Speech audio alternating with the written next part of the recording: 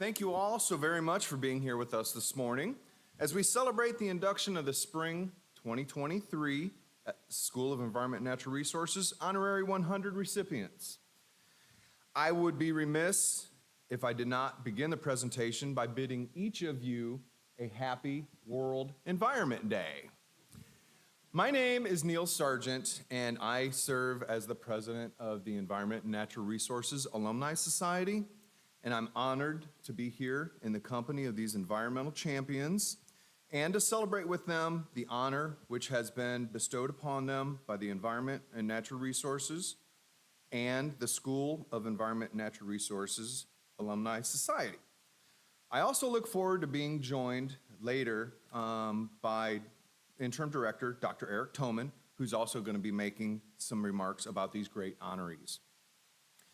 Before we begin today's induction ceremony, I must acknowledge a special group of folks who were instrumental and worked so very hard in helping Environment and Natural Resources Alumni Society's Executive Council bring this event to all of you.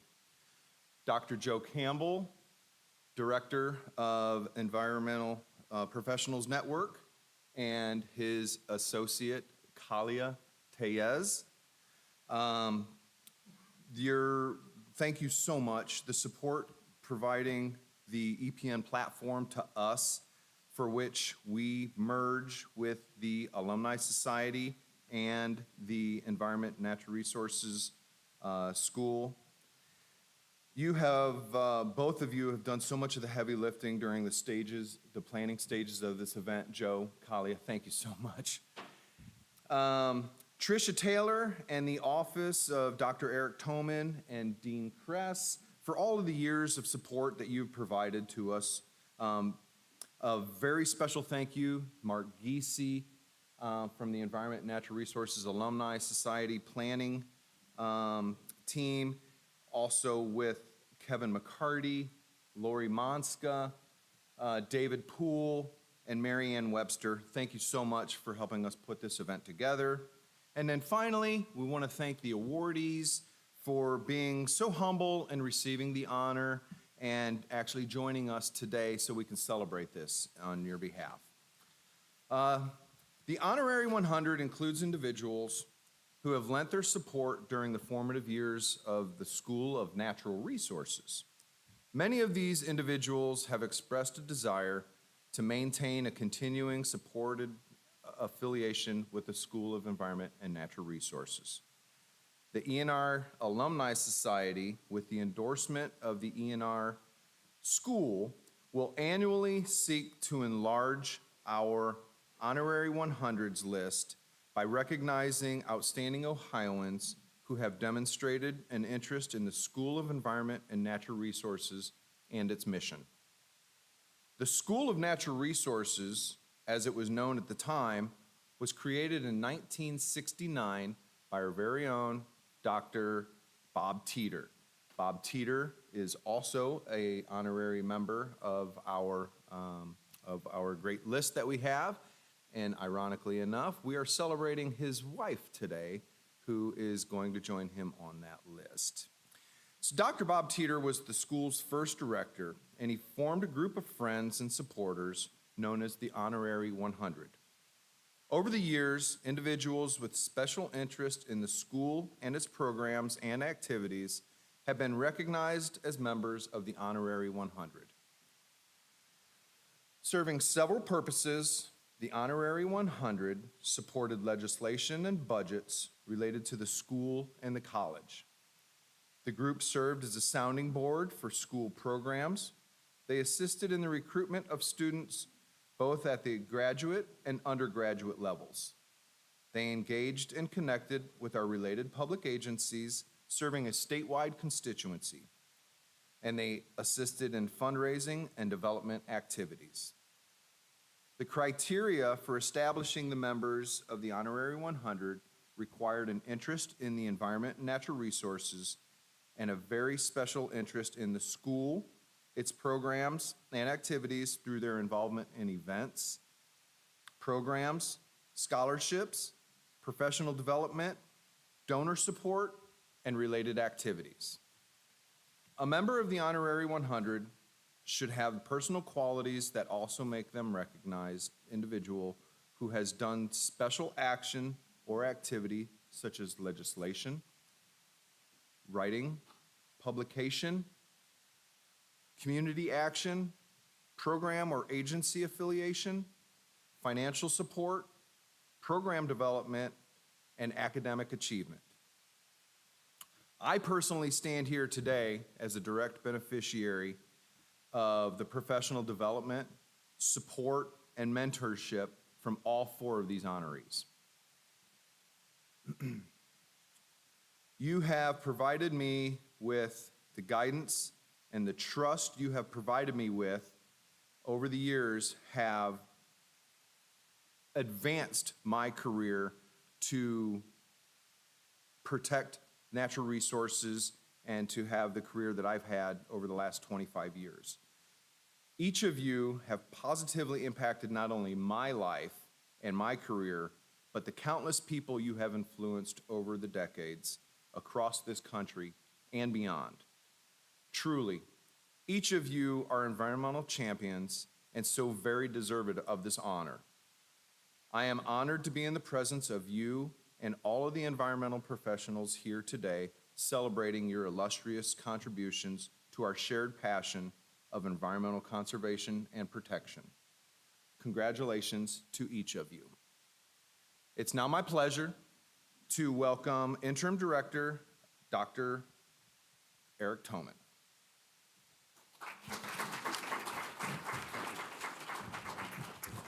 Good morning. It's great to see you all today. Greetings also to everyone who's joining us via our EPN YouTube live stream. My name is Eric Toman. I'm the Interim Director of Ohio State School of Environment and Natural Resources. And what an exciting set of activities we have scheduled for you all today. Big thank you to Neal Sargeant for that introduction. We're grateful for your leadership. I'm grateful for today's collaboration as well with the Environment and Natural Resources Alumni Society. ENRAS, as it is known, is not your normal or ordinary alumni association at Ohio State.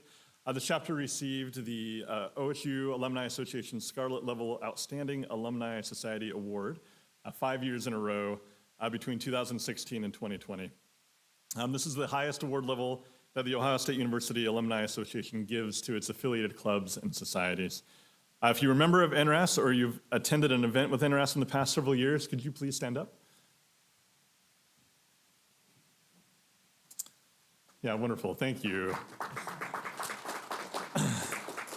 So thank you to Neal and the several NRAS board members, including Mark Giese, Marianne Webster, Kevin McCarty, who contributed to developing today's event. As we all know, the COVID years had an impact on alumni events and activities across the university. NRAS and many alumni associations are re-engaging in programming, with today's event being one example. We are looking forward to more events and activities to connect with our school's alumni in the next academic year as well. For those of you watching via YouTube, please see the link that Jessica Cathann is dropping into the chat now. This online brochure contains information about each of our speakers, including professional bios. Here in the room, there's a QR code located at your table that will take you to the online digital brochure. Please take a photo of that QR code to view today's event agenda, the speaker bios, and a list of sponsors and co-hosts. We also have some paper copies of the program that we encourage you to share at your tables. We have arranged for our programs to be zero waste events, so please follow the signs posted on the various trash, recycling, and composting bins located in this room and in the hallway area as well. Students register for all EPN events at a highly discounted rate, courtesy of Ohio State School of Environment and Natural Resources, and with special support from the sponsors listed in the program, including ENRAS. Sponsorships allow us to offer participation to students throughout the year and to connect with a wider and live audience through virtual formats. Sponsors' names are featured on the back of the program, and we would particularly like to recognize S. Rao Chitikela for sponsoring students, although we missed his name in the program this month, but is a consistent sponsor there, so thank you as well. Neal shared some backstory about the School of Natural Resources as it was known in its creation in 1969 under the leadership of Dr. Bob Teater. He mentioned Dr. Teater's purpose in creating a community of dedicated and committed individuals to advance the school and its programs and activities. Prior to today's event, the EPN ran some numbers and through with our staff, and it's clear that based on our data, there has never been a day when the size of our school, comprised of individuals dedicated and committed to advancing our environment, has ever been this large. We are at our greatest size in terms of our faculty, staff, and most critically our students in our 54-year history. A few weeks ago, our spring 2023 graduating class featured 159 total students, total graduates. This included the awarding of 137 Bachelor of Science in Environment and Natural Resources degrees, 8 Masters of Science degrees, 8 Masters of Environment and Natural Resources, also known as the MENR degrees, and 4 professional certificates in environmental assessment. There are also 2 freshly minted Doctors of Environment and Natural Resources out in the world. So two additional PhDs were awarded a couple of weeks ago as well during graduation, or a few weeks back. Our enrollments are strong next year as we continue to be the academic home to nearly 1,000 total Buckeye students. As Neal mentioned, today is World Environment Day. We also went back through our archives and think this is actually our first time that we posted an EPN directly on World Environment Day. So we're excited to be able to experience this with you on this event, or on this day that occurs on June 5th each year. World Environment Day is the United Nations holiday for encouraging worldwide awareness and action to protect our environment. The UN's theme for 2023 is plastic pollution. And they are encouraging us in our respective communities to address this topic and to explore and pursue movements towards a circular economy at local and global scales. I'm excited to know that the EPN, teaming up with the diverse network of university and statewide organizations and businesses, are hosting a 2-part series on this topic. These programs will occur here in this room on Tuesday, October 10th and November 14th, respectively.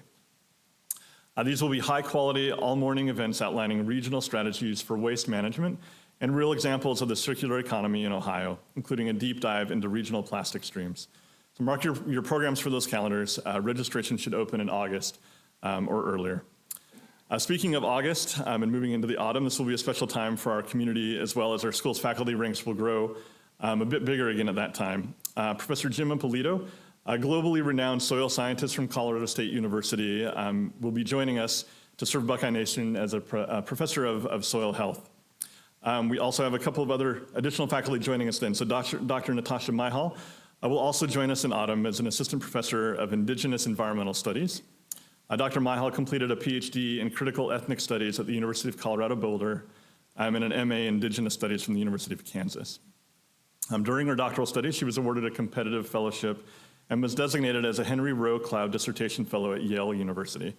This hire was part of the university's RAISE initiative. RAISE stands for Race, Inclusion, and Social Equity, through which the university is seeking to add at least 50 tenure-track members whose research can help to address racial and social disparities. I'm really looking forward for Dr. Myhal joining us in the autumn. And then just at the end of the academic year, we completed one final search as well and I want to introduce our Dr. Manbir Rikar, who will be joining us. She recently accepted our offer to join us as an assistant professor in soil fertility and nutrient management. This position will be based in Worcester and has a large extension component to provide leadership in supporting soil management across the state. Dr. Rikar is joining us from Montana State University, where she has been serving as an assistant research professor since 2021. With these arrivals, we'll have a 45-member faculty roster in SENR in the autumn. Alongside these new professors, we'll also welcome several new graduate students into our program, including 10 who, between them, have earned a total of 13 separate university and college-wide fellowships based on recognition of their strong academic and professional accomplishments. So we're very excited about our community and the continuing growth and strength of our community within the school, and I wanted to share this news with you all here as it relates to our interactions and community together as well. For today's purposes, we are gathered here for at least three different purposes. So aside from the delicious food and fun networking, of course, we are here to welcome our 4 newest members to the Honorary 100 and recognize their individual achievements. Second, we will learn from 2 leaders that I look up to for their conservation influence and impact. Our college dean, Dr. Cathann Kress, and the state director of the Nature Conservancy in Ohio, Mr. Bill Stanley, who will address the importance of natural resource management in Ohio. I'm creating diverse partnerships to solve our water, landscape, agricultural, and forest conservation challenges. Then after a brief break around 9:30, for those here in person, we will hear from Dr. Dewey Mann, director of the Waterman Agricultural and Natural Resources Laboratory. We will then follow Dewey by way of some university vans out into the fields of Waterman Lab to experience one of Ohio's landmark research sites for environmental restoration and natural resource management. Globally recognized scholars and two of my faculty colleagues in SENR, Dr. Ratan Lal and Dr. Matt Davis, will show you their respective sites and offer some critical research take-home points at their field locations out there. So we have much to look forward to, and please stay hydrated so you can keep up with all of our activities we have going on today. We, as environmental professionals, natural resource experts, and enthusiasts, we operate in a dynamic field, both of ecologically, culturally, and politically. We work in contexts that are changing and evolving, and with this work, we are going to have some challenging experiences alongside many rewarding days. At times, the issues facing our plant, air, soil, wildlife, and water resources, with impacts experienced differentially across Ohio's rural and urban and suburban landscapes, may seem too wide in their scale, too all-encompassing, or too fractured to effectively monitor or address. But we do find new and innovative paths forward. As a community, we address many of the challenges core to our human condition and engage across the full range of these issues. In our scientific pursuits, we advance knowledge to better understand the systems we work in. As practitioners, we build partnerships to engage these multifaceted challenges and do the hard work of addressing them on the ground. We engage as educators, as thought leaders, and advocates to share knowledge and provide an opportunity for those human and non-human voices of our environment that don't always have a seat at the table when critical decisions are made.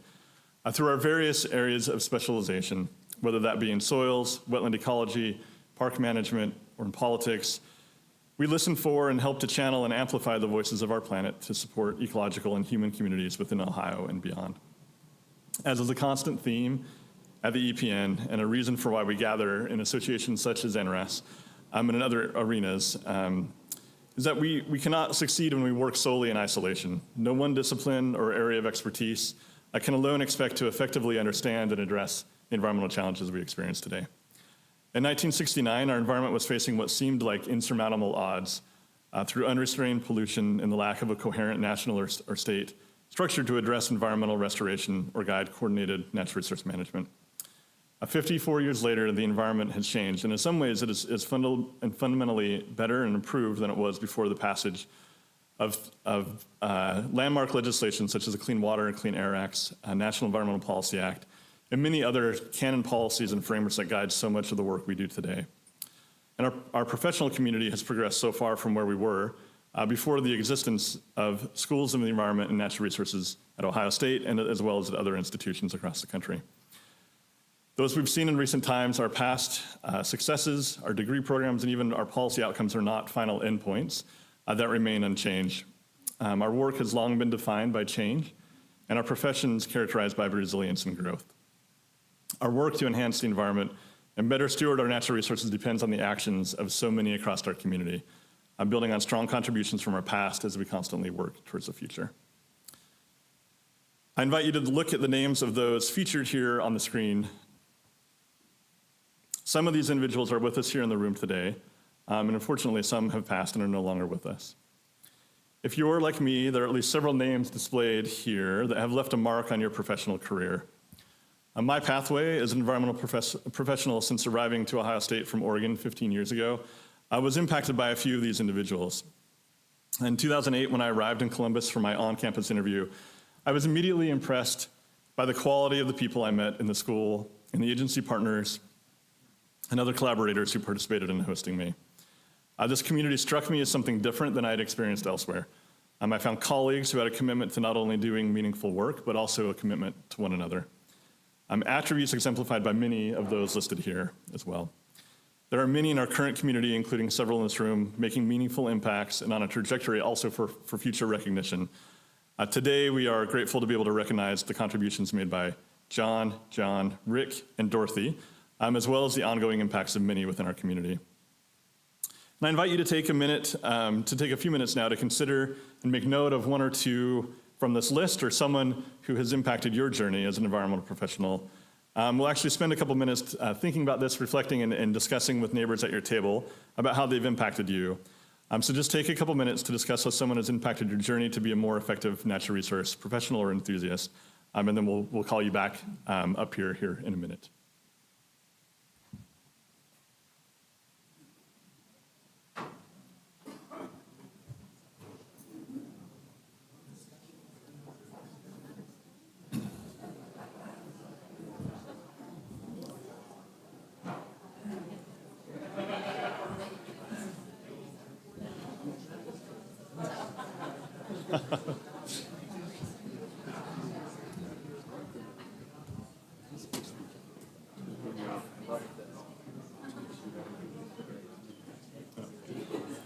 Thanks for all that.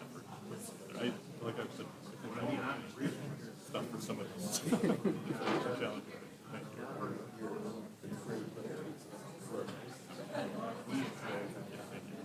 Probably always like the last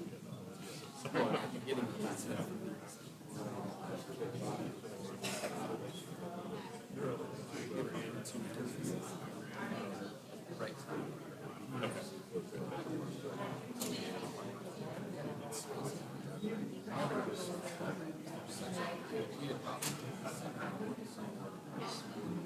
We're both correct. Yeah. Yeah, good. Yeah, that's the dynamic for that.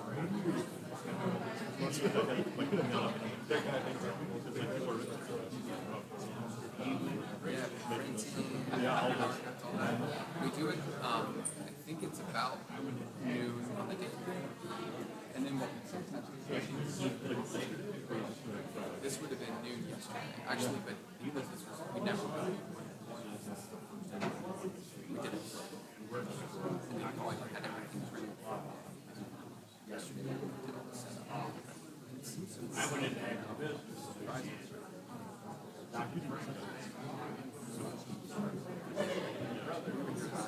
yesterday around 5.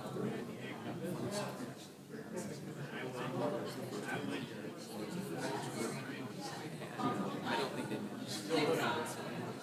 Richard was leaving.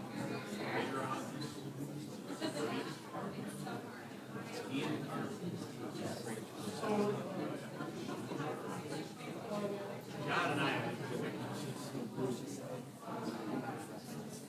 Yeah. And you're Friday. Friday. I asked you to Friday. So I don't know. Rode up together.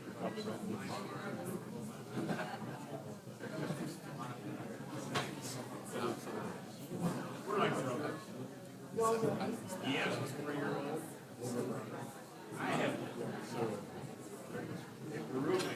I have stayed together. So you can't separate us. That's okay. Yeah, and I've already said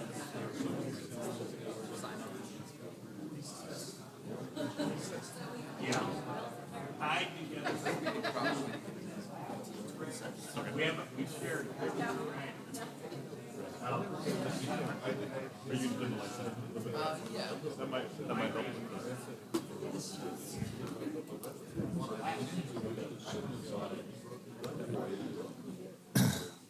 Thank you. I hope you enjoy those conversations. I always enjoy seeing our Honorary 100, the Hall of Fame as it is featured. Before we move into our official Honorary 100 induction ceremony, I want to mention for those of you on YouTube, please feel free to utilize the chat function to post your comments, thoughts, and questions throughout this morning's program. Our team will be reviewing those questions, and we'll also take questions from the in-person audience around, after 9:15 a.m. following remarks from Bill Stanley. So on with the show. In recognition of our interest in Ohio's natural resources and in the high principles for which The Ohio State University strives in teaching, research, extension, and public service, the Environment and Natural Resources Alumni Society will be inducting Jon Gerken, John O'Meara, Ric Queen, and Dorothy Teater into the Honorary 100. We will do so in this order, beginning with Jon Gerken, followed by John O'Meara, Ric, and Dorothy. So first, a few comments about Jon Gerken. Jon grew up on a farm in Henry County in Northwest Ohio. where he participated in Future Farmers of America, FFA, and in 4-H. He graduated from Patrick Henry High School. In 1970, he received his BS degree in agriculture from the Ohio State University, majoring in agronomy. Jon served as Assistant Soil Survey Program Manager and State Soil Scientist for USDA's Natural Resources Conservation Service, the NRCS. Jon began his career with the NRCS, then known as the Soil Conservation Service, in 1970. He served at a variety of field locations throughout Ohio before coming to the state office here in Columbus in 1980. Jon dedicated 42 years to soil science and natural resource profession before retiring from the NRCS in 2012. Jon Gerken was the recipient of the 2013 CFAES Distinguished Alumni Award. In 2018, he received the Dean's Certificate for his leadership and dedication as a member of the college's Alumni Society Board. Jon has served on the ENRAS Executive Council for over 2 decades. And Jon is married to a fellow Buckeye alum, Dr. Diane Gerken, and they have 2 sons, Mark, a 2002 graduate from SCNR, and Matthew, a 2003 graduate from OSU's College of Engineering. In his spare time, Jon enjoys practicing his conservation efforts and making improvements to 13 acres of land near Carroll, Ohio. He enjoys traveling, wildlife watching, photography, playing basketball with his sons, and participating in a variety of outdoor sports. For half a century, Jon has dedicated himself to supporting the School of Environment and Natural Resources in the College of Food, Agricultural, and Environmental Sciences. His hard work has helped advance both the academics and the professional practice of agronomy, soil science, and natural resources conservation. David Hanselman, who is currently backpacking in Vermont today, lucky guy, the former EPN coordinator and former chief of multiple ODNR divisions, shared this quote prior to our event. Soil has at many times been treated like dirt. Sometimes, and much more often recently, it's valued almost like gold. In Ohio and far beyond, Jon Gerken deserves much credit for that growing public appreciation. Whether helping farmers and others across the state or students at Ohio State and in SNR, Gerken has helped us treasure our soil resources. It is our great honor and pleasure to induct Jon Gerken into the Honorary 100. Jon, if you could join us.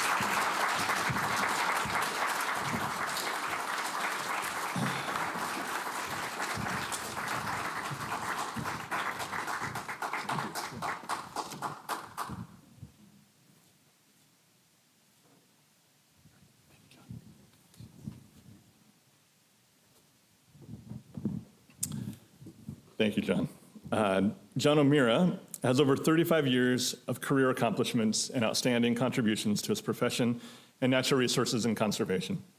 For 16 years, Jon was the executive director of the Columbus and Franklin County Metro Parks. Under his leadership, the park district more than doubled in both size and public use and became the largest metro park system in the state of Ohio. During his tenure as executive director, 6 parks opened, including the Scioto Audubon Metro Park south of downtown Columbus, which I'll just take a moment to plug our next EPN breakfast event because it will be located and hosted at the Scioto Audubon Metro Park in July. In 2012, the Metro Parks opened a $6.4 million state-of-the-art nature center at Battelle Darby Metro Park, where visitors can view bison grazing and see experience other educational opportunities indoors. Jon was recognized in 2017 with our college's Distinguished Alumni Award. Jon earned a Bachelor of Science degree in 1978 and then a master's degree in 1983 from Ohio State School of Environment and Natural Resources. Prior to becoming the director of the Metro Parks, Jon served as director of the Giga Park District. In his career, he also served as a scenic river coordinator for the Ohio Department of Natural Resources, a division of natural areas and preserves. Early in his career, he was a naturalist for the Cleveland Metro Parks, and he taught natural resource conservation at a vocational high school. David shared with us this quote about Jon's service. Balancing public desire for wonderful parks to visit for a wide variety of outdoor recreation with the need to protect and manage the intrinsic natural and environmental values of those parklands has been at the top of Jon O'Meara's career goals. No mountain was too high to scale in that effort, and he helped SNR inform and educate students in the how and why to strike that balance benefiting all Ohioans. Mark Reel shared, in addition to his distinguished professional service, Jon is using his retirement to volunteer as an advisor for the Green Funds of the Columbus Foundation, as well as the Nature Conservancy of Ohio. Jon and his wife Helen are avid hikers who are close to their goal of visiting all 63 national parks as well. It is now our privilege and pleasure to formally recognize Jon O'Meara as a member of the ENR Honorary 100.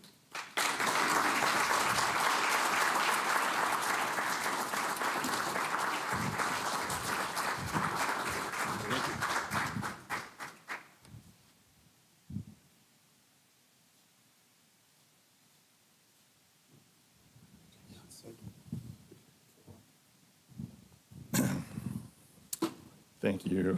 Ric Queen, or Ranger Ric, as the nickname received way back when Ric became an ODNR State Park naturalist in the late 70s, is known. Ric's passion to protect Ohio's natural and cultural resources has led to a lifelong career and personal commitment towards education, conservation, and land preservation. A graduate of the Ohio State University's School of Environment and Natural Resources, Ric began his long public service career in 1978 with the Ohio Department of Natural Resources. From 1978 to 1990, he served as ODNR's Hocking Regional Interpretive Coordinator, and then as a statewide naturalist supervisor. In 1990, Ric Queen moved from ODNR to the Ohio Environmental Protection Agency. He worked for OEPA for 27 years, completing his tenure as a senior environmental manager and scientist in Ohio EPA's Division of Surface Water and Wetland Mitigation Unit. Ric was highly instrumental in shaping and expanding the definitions for wetland programs and permitting up until his retirement from the agency in 2015. Ric Queen continues to give back to the community. He's an executive council member of the ENR Alumni Society and has served on the Columbus Landmarks Foundation, the Ohio Wetlands Association, and the Sierra Club of Ohio. He has also served as executive director for Scenic Ohio and is a founding member of the Ohio Natural Areas and Preserves Association. His passion for conservation and preservation is further demonstrated by his personal land restoration initiatives. Ric purchased a 42-acre site near downtown Columbus, just west of the Scioto Audubon Center, which is considered the last large non-developed piece of land in the Scioto-Olentangy confluence, in close proximity to the Scioto-Olentangy confluence. He is also a stakeholder of the Hocking Hills Scenic Byway, owning one of the most unique natural properties in the Hocking region. He was a contributor to the Hocking Hills Scenic Byway Corridor Management Plan published in 2020. Additionally, Ric lives on 6 acres within the Big Darby watershed where he actively manages the land for its wildlife and native habitats. Sorry, I lost my place in my notes. My technology phased out there for a second. It'll take me a second to catch back up.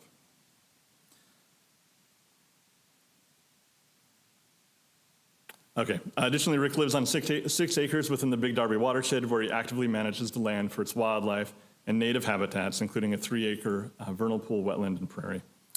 Regarding Ric, David notes that too often in Ohio's history, wetlands were viewed as something to be drained in the name of progress. Ric Queen recognized their many values for people and planet in today's vernacular. Few Ohioans have done more to build public appreciation of wetlands and improve means to protect and restore them. SENR has benefited too from his outreach and engagement and his personal example so strongly set. A longtime supporter of the School of Environment and Natural Resources and a true steward of our lands and natural resources, we are honored to have Ric Queen as a member of the ENR Honorary 100.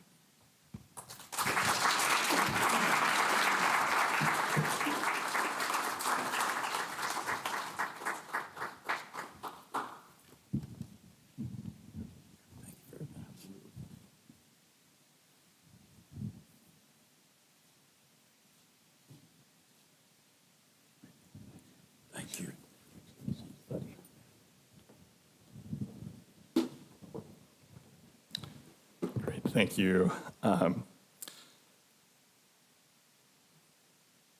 My predecessor, Dr. Jeff Sharp, who's with us here today and served 9 years as the director of our school, shared the following to mark today's induction. I'm delighted to see Jon Gerken, Jon O'Meara, and Ric Queen honored as members of the Honorary 100. I've enjoyed getting to know all three over the years, and each has fascinating passions and interests in the environment that they have sustained across their lifetimes. They are professional and personal role models for all of us, ranging from Jon's tireless volunteer service to the school and college, Ric's commitment to land preservation, or Jon's impactful leadership and stamina for climbing peaks. I'm so grateful to be inspired by all three of them. Jeff Sharp also provided a quote for today's fourth and final Honorary 100 induction member, Dr. Dorothy Teater. Jeff shared, SENR has benefited tremendously from the generosity of Dorothy Teater and her family through several funds. The Dr. Robert W. Teater Endowed Fund has been especially integral in helping SENR enhance its engagement with environmental professionals and supporting the professional development of students to become leaders in the field. Dorothy Teater, a retired Franklin County Commissioner, and her husband, Dr. Bob Teater, have had an incredible impact on natural resource conservation in the state of Ohio. Neal Sargeant shared earlier about the leadership of Dr. Teater when our school was created in 1969. In addition to serving as a director during our school's infancy and its development in the 1970s, Dr. Bob Teater also served as director of the Ohio Agricultural Research and Development Center and as an associate dean of what was then called the College of Agriculture.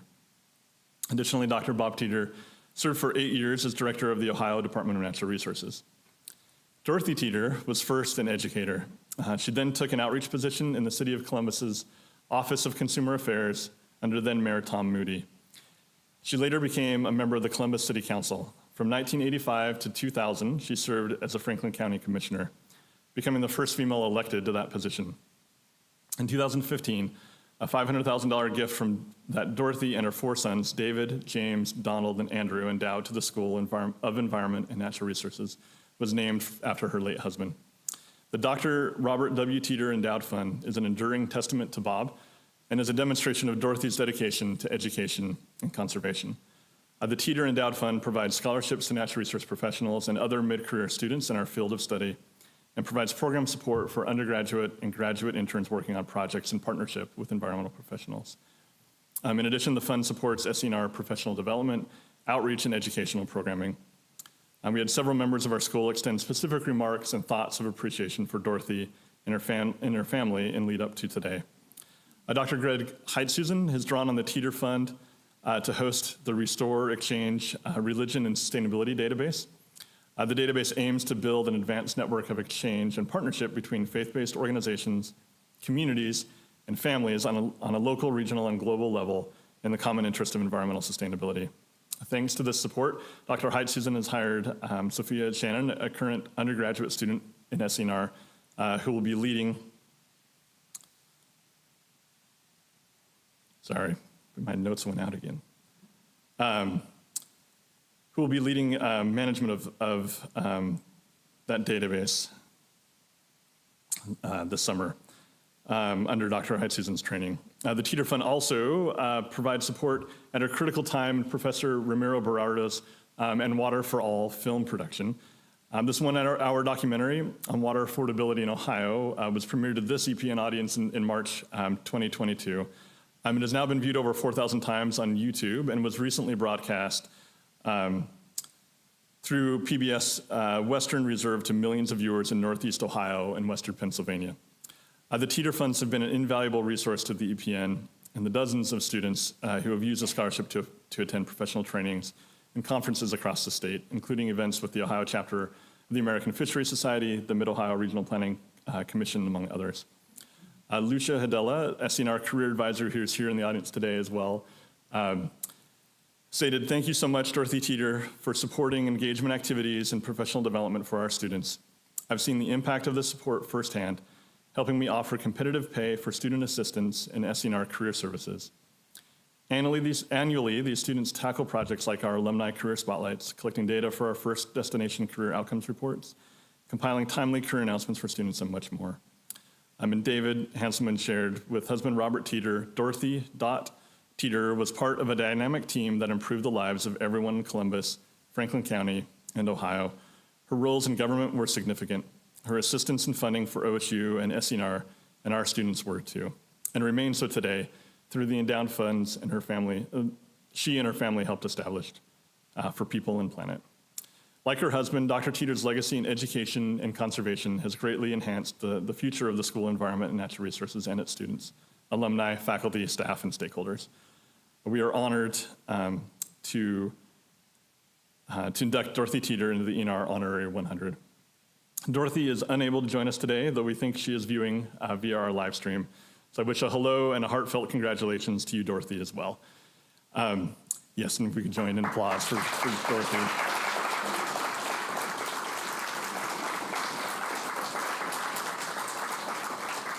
Thank you. And to the Teater family, we are so grateful for your gift, and we will continue to steward it and pay it forward in the years to come. So that concludes the Honorary 100 induction aspect of today's program. Thank you, Jon, Ric, and Dorothy, for your support and service to our school and to Ohio's environment and natural resources throughout your esteemed careers. And at this time, I would like to welcome Dr. Cathann Kress, Vice President and Dean of Ohio State's College of Food, Agricultural, and Environmental Sciences, to the stage. Since May 2017, Dr. Kress has led our diverse college across 3 campuses, Columbus, CFAES Worcester, and statewide. CFAES includes multiple academic units, including SCNR, OHU Extension, and 4-H, a research station, and over 100 unique centers, institutes, and programs supporting a breadth of work around food and food systems, a wide range of production, environmental and ecosystem sustainability, policy and economics, and health.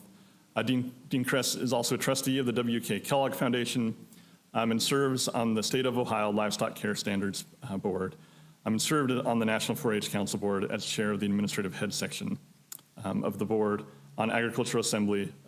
And also served on the board of Agricultural Assembly Association of Public Lands and Land Grant Universities. Dean Kress graduated with distinction from Iowa State University, where she received her bachelor's degree. She received her master's and doctorate from the University of Iowa, where she was an American College Testing Special Research Fellow as well. Dean Kress will comment on today's World Environment Day and introduce our keynote speaker, Mr. Bill Stanley. And over to you, Dr. Kress. Appreciate it. Well, what an auspicious day to get to be with everyone and to recognize the Honorary 100 on World Environment Day. Congratulations again to all of you. Please join me again. The accomplishments. We often say in our college, because of the complexity of our work, that we don't do anything alone. And certainly the contributions and the accomplishments of all of you are so critical to everything that we also try to do. You all have proven to be such terrific role models for all of us and mentors, and we congratulate you again on your dedication and the impact that you've had in your respective areas. I know that in the future it will continue to inspire our faculty, our staff, and our students as we go about doing the work that we do to solve Ohio's water, landscape, agriculture, and forest conservation challenges. It's also a great time, I think, to be a Buckeye in our college. Much like within the school, the college has significant momentum at this point. Our student success metrics, one of the things we think is most important in a college that believes deeply in a student's first philosophy, lead rather significantly across the university, whether you look at our retention rates, our time to graduation rates, or any of the other metrics you consider for student success. Much like within the school, we've seen a significant uptick in our ability to attract more faculty to the college this year. We will have added 41 new faculty, and we're delighted to have them across the entire portfolio of the college. The engine, of course, of our college is also our research. Research grants are up significantly. The fundraising that also helps us so significantly is also up.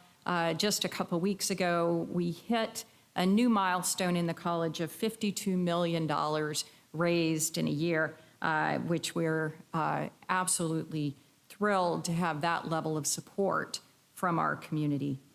And then extension, of course, the important way we are able to interact throughout the state of Ohio, had significant educational contact with 2.5 million Ohioans last year. And I think significantly being able to respond quickly in many instances, such as in the train derailment up in East Palestine, where they've been on the ground since the beginning and have continued to help local people to make good decisions under those circumstances. Later this morning, you're going to have an opportunity, those of you who are here, to visit our Waterman Agricultural and Natural Resources Laboratory. This is such a unique facility, and it provides opportunities in teaching, in research, and of course, in community engagement. It's really become a hub for leading science and public engagement related to our food system, to agriculture, to natural resources and the environment.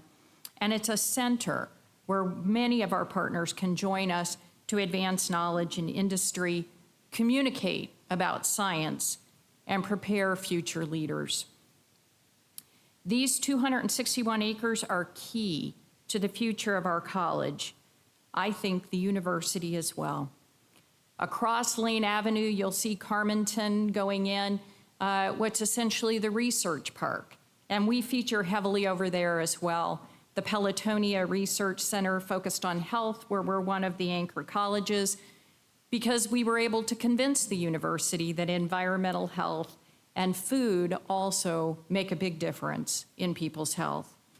The Energy Center that's going in over there, again, our college plays a prominent role. And then just across the street, we have Waterman to help remind everybody of the importance of all the things that we do as part of a research facility as well. You're going to have, I think, a great tour of all the ways that we attempt to use every square inch of that facility. And I hope that while you're there, you recognize that what we're really trying to do here is to figure out how to go about to continue to sustain life, balancing those three things that are so enormously difficult to balance: food safety and security, agricultural production and efficiency, with natural resource, environmental, and ecosystem sustainability. We need all three. But before you get to the tour, we have a special opportunity today to hear from Bill Stanley, State Director of the Nature Conservancy in Ohio. Bill also serves on my Vice President's Advisory Council, and I've come to appreciate his genuineness, his reflective style, and his humility. There are many things that I could tell you about Bill. He's a keen strategist, he's a forest scientist, he's a climate change specialist, and he's a very willing collaborator. He's open to ideas, even slightly wonky ones. But there are three things that impress me the most about Bill. First, he's a systems thinker. So he knows that two opposing concepts can both be true at the same time, and we have to learn to work within that. He believes that it's not only possible to have thriving economies, rich cultural opportunities, and preserved natural communities, but that those things are mutually supportive. But that the path to success includes taking more time to listen carefully, to collaborate, and to be open. And finally, the third thing, and the one I appreciate about Bill the most, is how deeply he feels the specialness of nature and the special places within nature. Just this morning, we started our conversation with Bill showing me pictures from his recent trip to the Grand Tetons. Bill often reminds me of a quote from the writer Paul Bowles.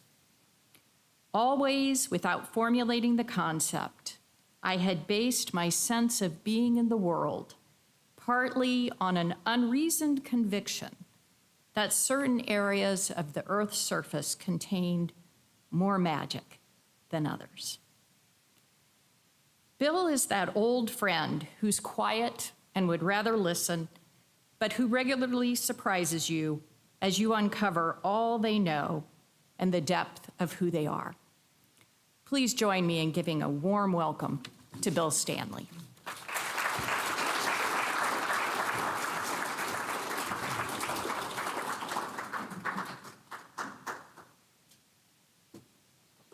Well, that may be the nicest introduction I've ever gotten. Thank you so much. I will start by actually thanking the dean. She's been an incredible mentor to me, and we were talking about mentorship, and she has been a great one to me, and she gives me fantastic advice. Sometimes I'm not sure I really want it, but then I reflect, I'm like, yeah, that was really good advice. It's hard to hear sometimes, but it's been great. What I mean is she's been really encouraging me to invite more people into our mission, and so I thank you for the opportunity to do that today, Dean Kress. And she's also been an incredible supporter of our program. As an individual, not only as a professional. So I will say I'm really am excited to be up here. As you know, people call into the radio shows, they say long-time listener, first-time caller. I've been to many EPN breakfasts, but I've never been a speaker here. So it's my honor to be here, and it's really humbling to be here today after the celebration of these other champions for conservation that have come before me. And it truly is humbling to hear all the incredible work that these individuals have done over their careers. I want to mention John O'Meara in particular, because John is a board member of the Nature Conservancy and someone I look up to, who's given me great advice, and as director of Metro Parks, knows what it's like to lead an organization and to have a board, and as a board member serving on our board, has been able to provide advice to me on what a board needs from a director, and also to the other board members on what the director needs from the board, which is also very appreciated. So thank you, John, for that. So recognizing the progress of the past is so important, and it's also, we need to acknowledge that there are current demands that we have in the present and needs for the future. So as Dean Kress just mentioned, I was recently in the Grand Tetons in Yellowstone, in fact, very recently, just returned last night from that trip. And so I'm actually a little different time zone, but hopefully it won't show too much in my conversation with you today. So I was there with my two children. We were in a camper van, so we got a lot of time together. I have a daughter who's 20, and my son Luke is 15, my daughter Kate's 20. We saw a lot of amazing things out there, and there's a lot of magic out west for sure. We had an amazing time. We saw incredible views, of course, many species. We got to see grizzlies and black bears, lots of bison, lots of young elk and bison, which was really exciting for everyone. But the thing I cherished most was really the conversations with my kids. And my daughter in particular, we talked a lot about the planet. And we have watched a movie together called Interstellar. I don't know if any of you have ever seen it, but it's about basically the Earth is dying and they're looking for new planets. And we both were just reflecting on there is no other place like Earth that can support people. We have literally evolved with this planet together. There's no way we're going to find any planet that is going to serve us as well as this one that we have. And so it's really incumbent on us to protect it. The idea of kind of looking for other places for people to live is kind of absurd when what we have is right here. Everything we need is right here on Earth. We just need to protect it. So these times in nature, too, like we had in Yellowstone and Grand Teton, help us to remember how dependent we are on it and how connected we are to its well-being. Too often we get disconnected from nature and we forget about how we have unintended impacts on nature that are just kind of byproducts of the way we live. Whether it's how we grow our food, how we transport ourselves around, how we heat our homes, air conditioning, buildings, all these things have impacts on nature that we sometimes are disconnected from. So spending that time allows us to kind of reconnect with nature in a way that's really, really positive. Some indications of some of these unintended consequences are rapid biodiversity loss and climate change, and these are dual crises that that the Nature Conservancy is really focused on right now. We also recognize, and when I was talking to her, that this is an intergenerational thing. It's not, when I was a kid, I remember lots of people saying, your generation is going to solve these problems. That's never the case. Every generation has a role to play. We've kind of celebrated, and I know you all are still working and doing great things for nature, so I'm not, you've done things. We've done things. There's been a lot of progress. We have people working today on natural resource issues, and we have the next generation coming. It's a baton that we pass from one generation to the next. We're never done. So I will say I've worked for the Nature Conservancy for 25 years now almost. I worked for 10 years in our global program. I worked on forest science and mainly on forest carbon and climate change issues. And then I've been in Ohio for 15 years where we've raised our family. My wife is from Ohio. I love being here. It's an incredible place. And I should say, too, as an example of how incredible a place it is, I mentioned that we were out west.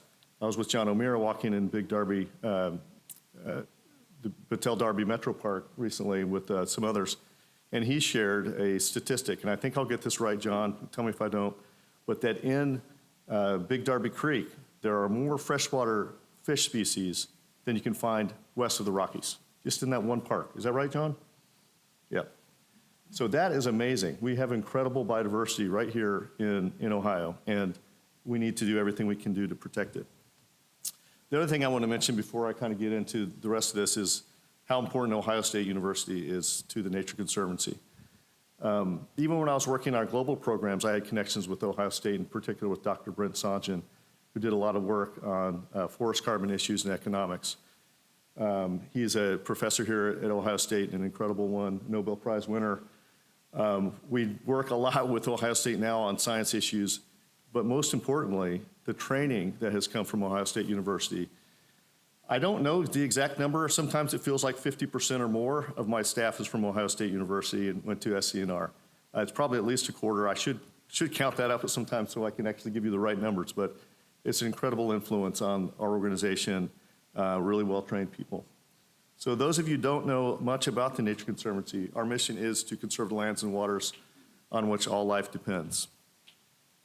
So this vision statement is also has evolved over the years since I've been at the Conservancies, as has the mission statement a little bit.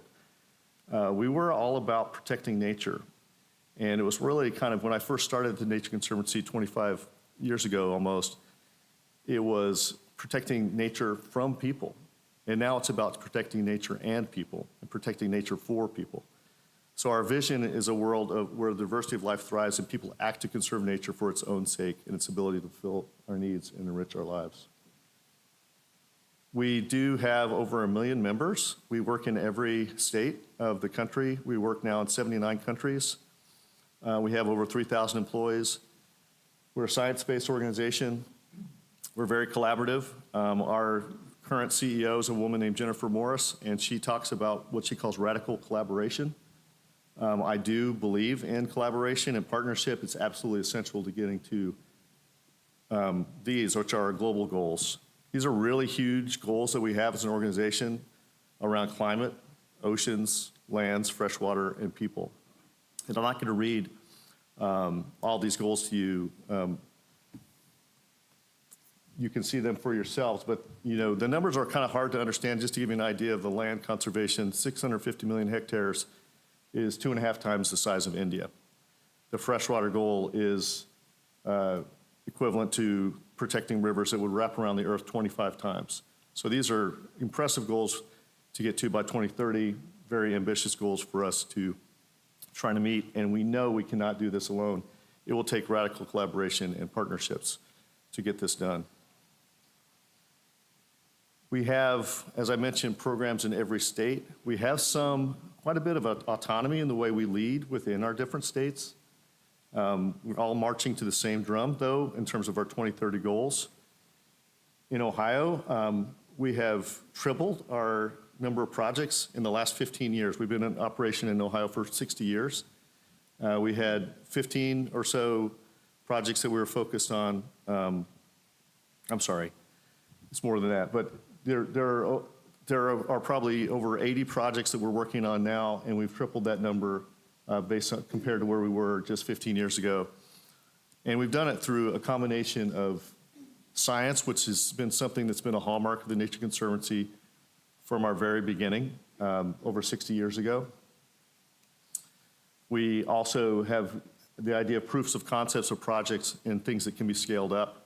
I will say we kind of got stuck there for a while as an organization where we were like, we'll just demonstrate how this is done, and then everybody will do it. That's not the way the world works.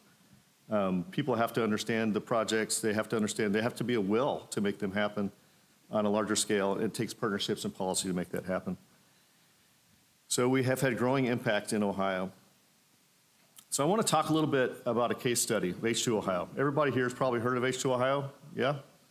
This is an incredibly important program for the state right now. It's a hallmark of the DeWine administration.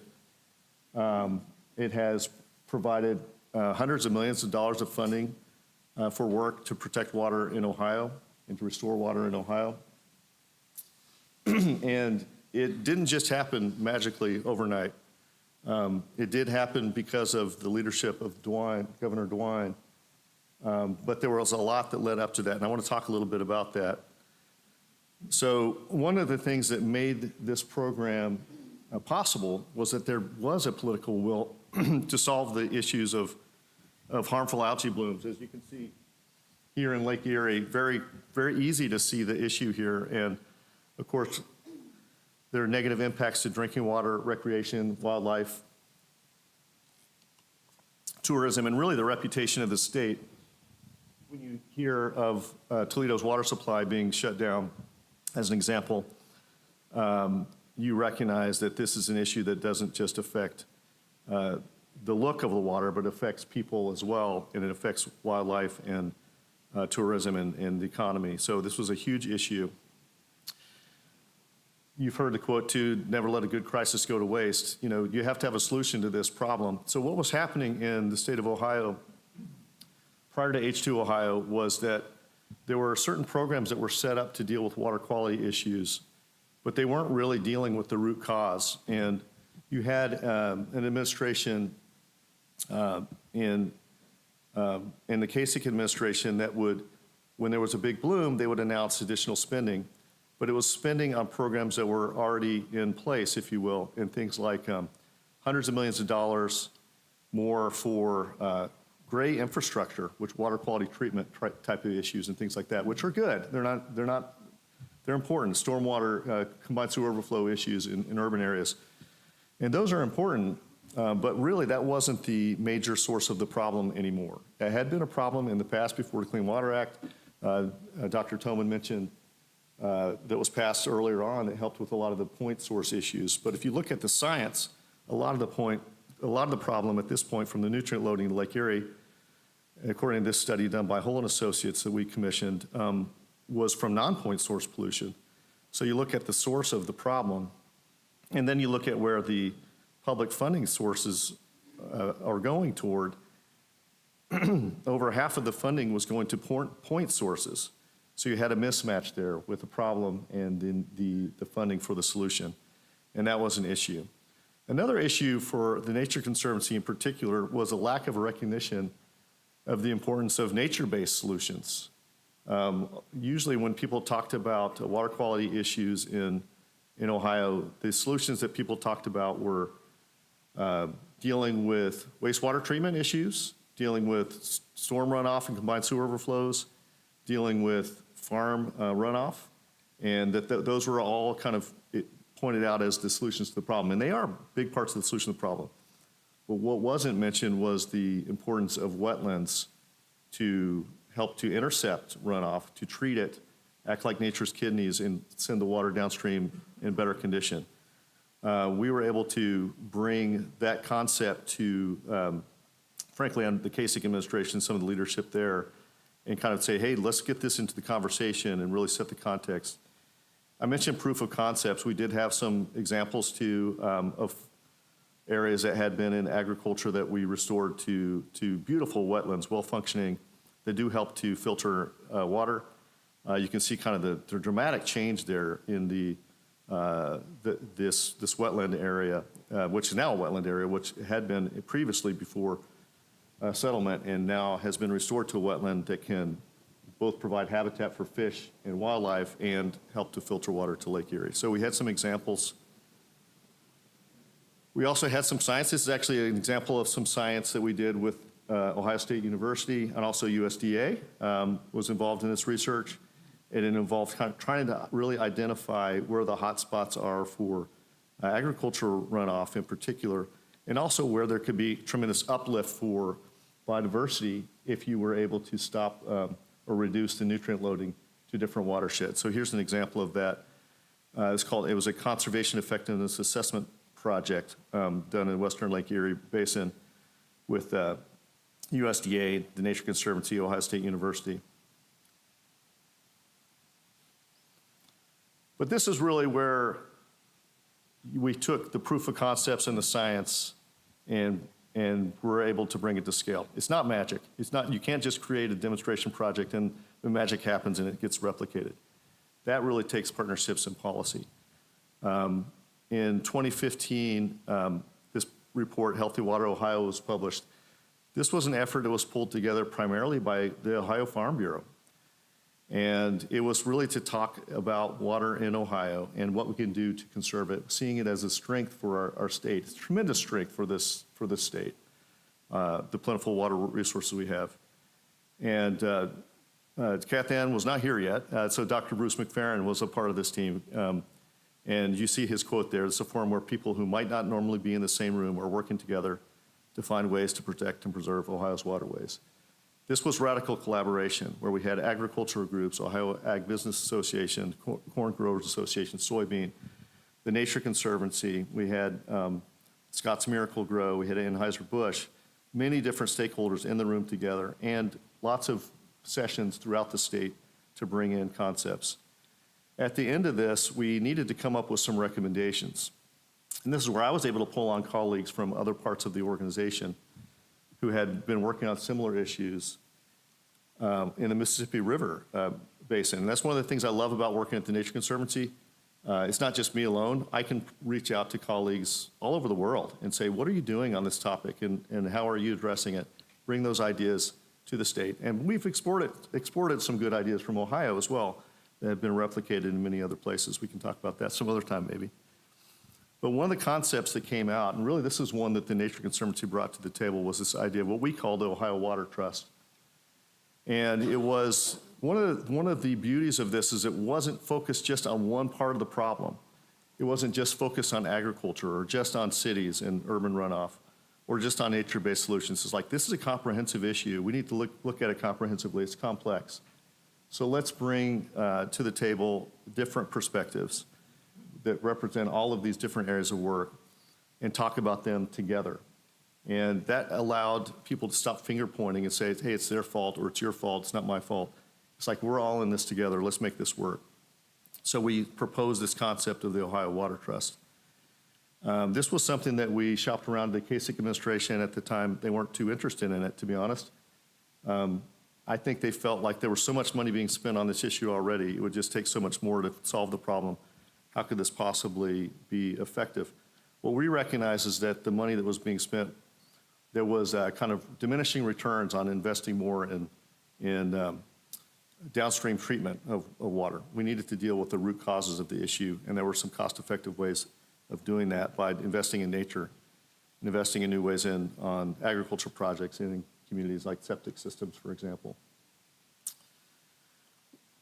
So again, as I mentioned, the Kasich administration did not go for this, but we decided maybe we had an opportunity with the change in administration. And we spoke to the gubernatorial candidates for the 2018 election, including Governor DeWine, about the concept. And I will tell you, one of the things that's also helpful to get political will from a political candidate to do something is to show them that the voters will like it. So we did polling, and we showed that 82%, 4 in 5 voters supported dedicating $1 billion to address the state's water problems.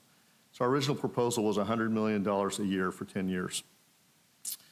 So Governor DeWine picked up on this idea. He loved it.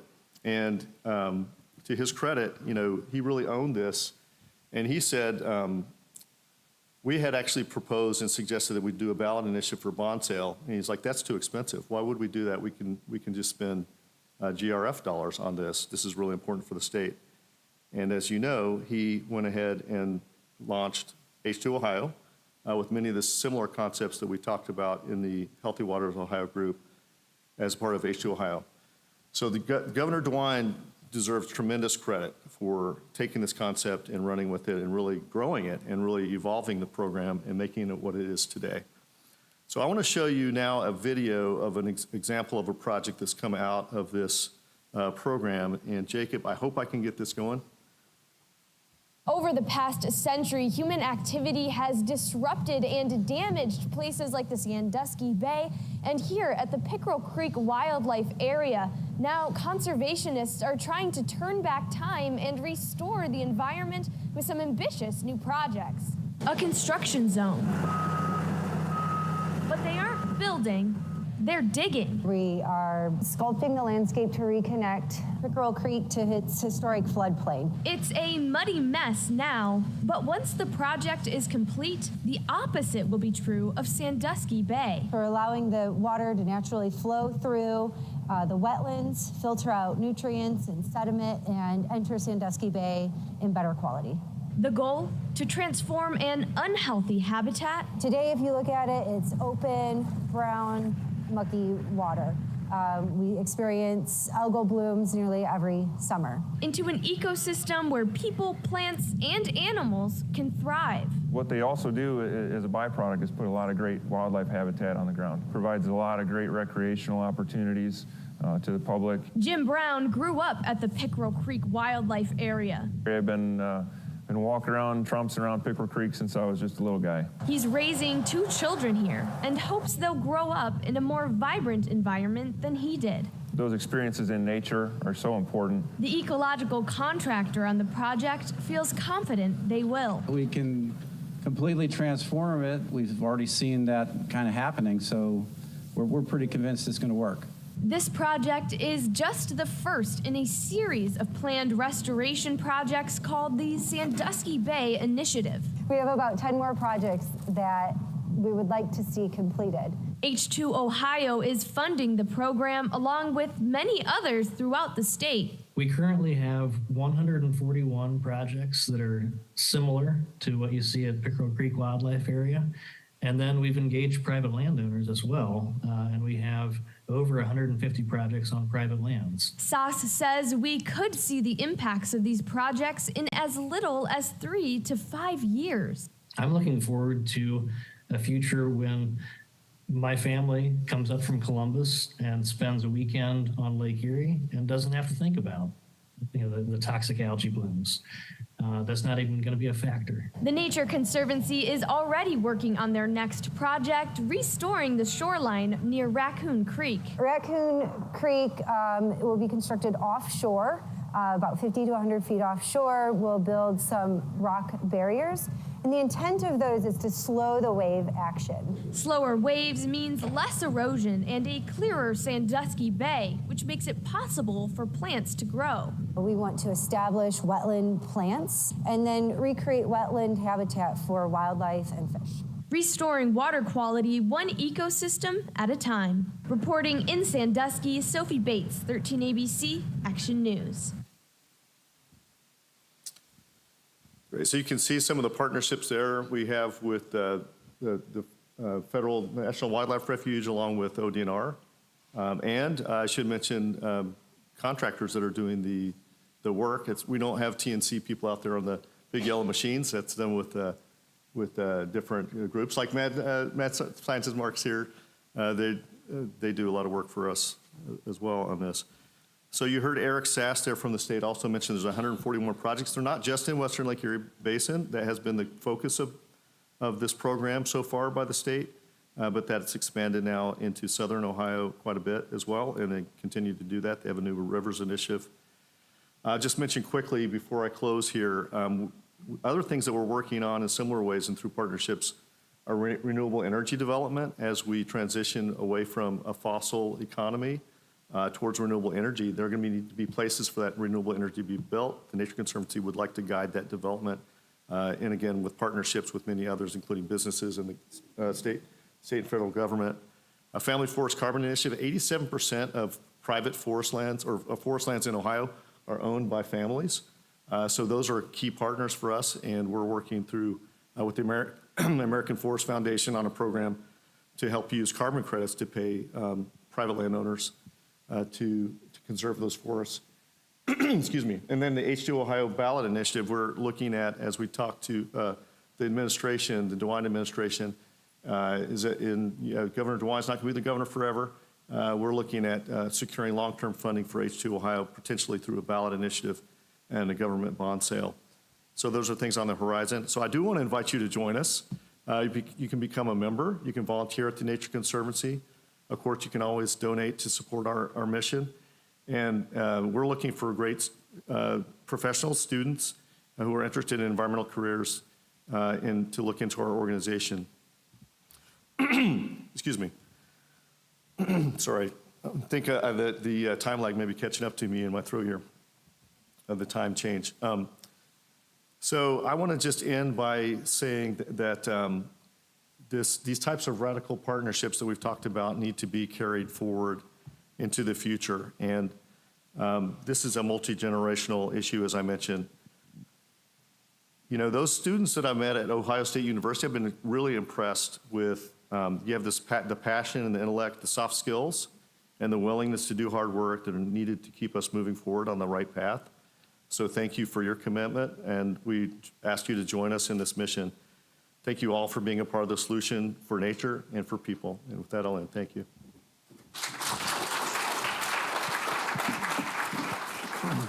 We have time for just one question. One question. Who wants the golden question to Mr. Stanley? I love Q&A, and then I didn't give you any time for it, so sorry about that. Yes. Okay, Mark. Mark.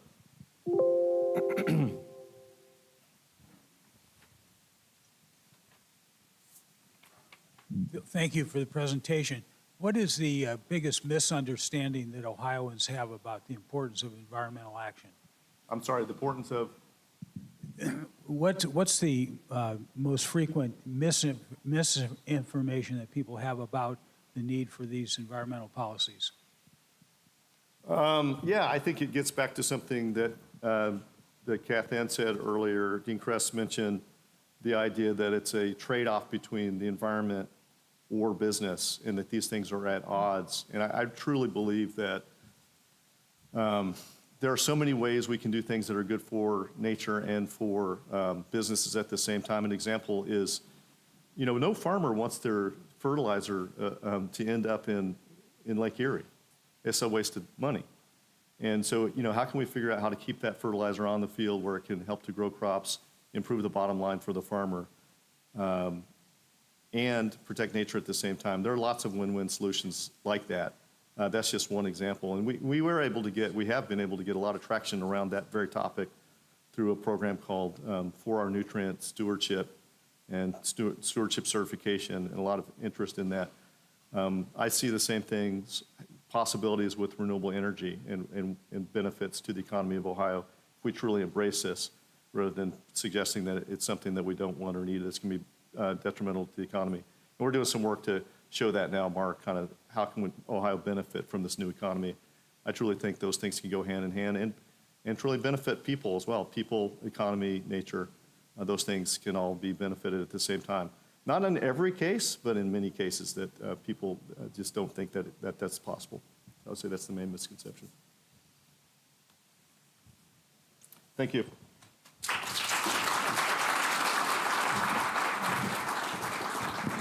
Thank you, Bill. As is our EPN tradition, we want to recognize you with a certificate of appreciation and thanks of your contributions to our community today. Oh, thanks, Bill. Look at that. Thank you, quick. That was very spry considering you just flew home yesterday. So, thank you. This certificate is to acknowledge your work to help us learn and to shape the world for the better. Thank you very much, Bill, for joining us. We have an excellent field trip program ahead of us. This 1-hour field tour session will explore Waterman, agricultural, and natural resource laboratories, specific field-based research and learning sites with 2 of our school's research faculty. As I wrap up here, Dr. Dewey Mann will join us in just a few moments to overview Waterman Lab and the sites that will be ahead of us today. I just want to make a couple of quick plugs about our upcoming events before I step away and allow Dewey to provide this introduction. First, I want to encourage you to learn more about our upcoming July 11th EPN program, which will take place at the Grange Insurance Audubon Center on Columbus's Whittier Peninsula. This breakfast program will feature Nicole Jackson, founder of Nature LLC, Shelley Douglas, executive director of the Green Columbus, Leanne Miller, director of the Grange Insurance Audubon Center, and Matthew Schumar, Program Coordinator for the Ohio Bird Conservation Initiative. This program will build on Ohio State, Audubon, and other community-facilitated efforts in Columbus using science, advocacy, education, and on-the-ground conservation to protect birds and the places they need today and tomorrow. So please register today for Breakfast with the Birds, Advocacy and Conservation in Urban Green Spaces. Our first autumn semester program will take place here on September 13th when we host leaders from the Rapid 5 project, as well as national-level experts on river restoration. This event will feature multiple participation options, including steps to enhance our local Big Darby Creek, Scioto River, Olentangy River, Elm Creek, and Big Walnut Creek as well.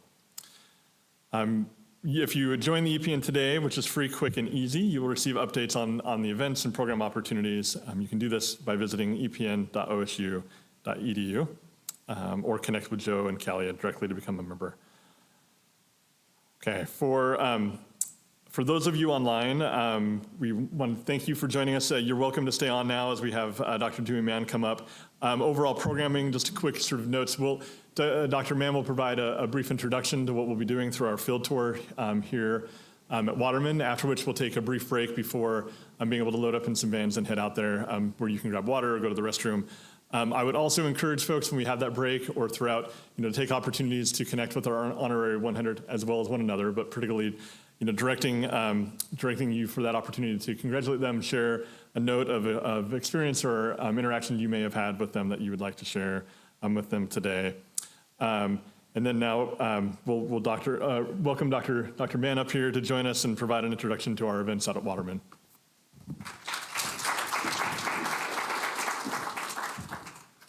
Thank you, Dr. Toman, both for your leadership and also for your remarks here this morning.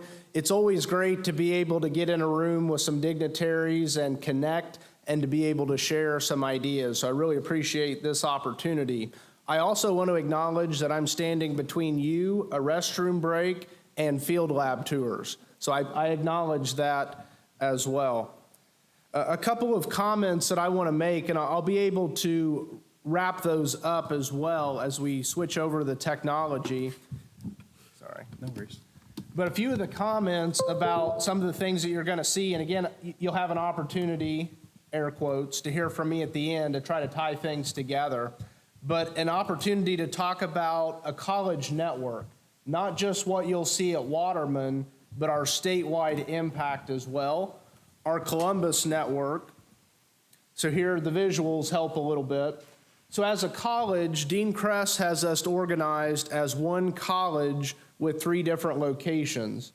You're here at the Columbus campus. We have our Worcester campus 90 miles to the northeast of here. There's about a 4,000-acre land holding there.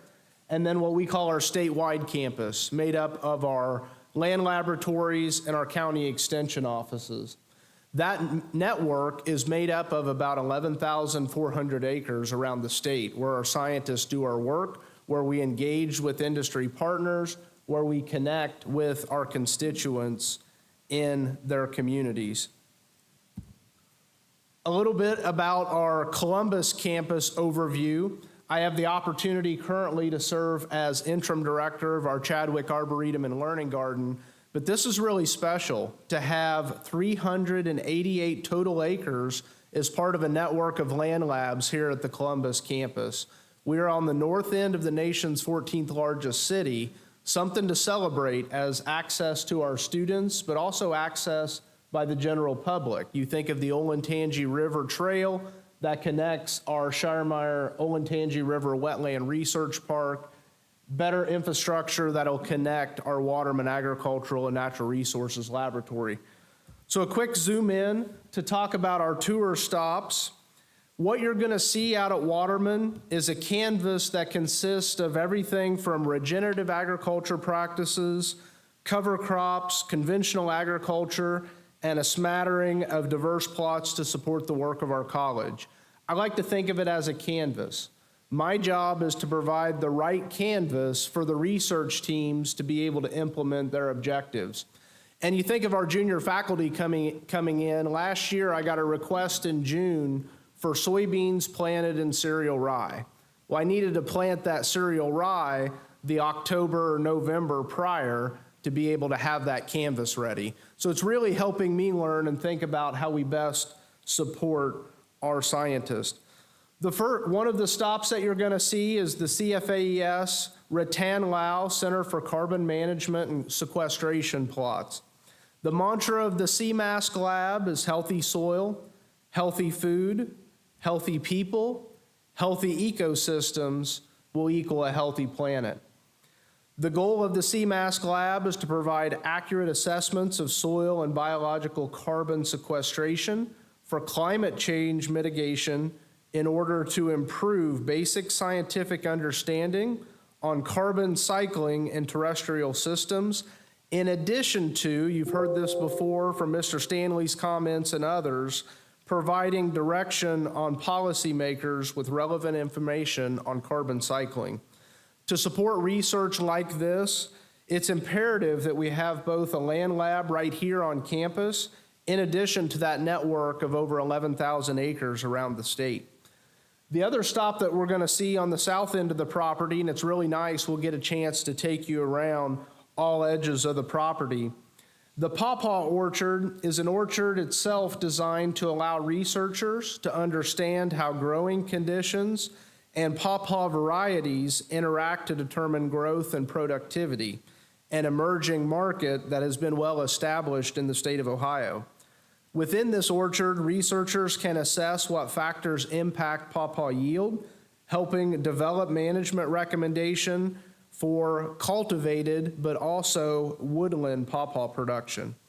Through the latter, the team is working to create incentives for woodlot management practices such as thinning and invasive control that will thus improve the overall forest health. So we really look forward to getting you out there. With that, I believe we will have an opportunity for a restroom break, and then we'll load the bus and the vans to get out to the land lab. Thank you.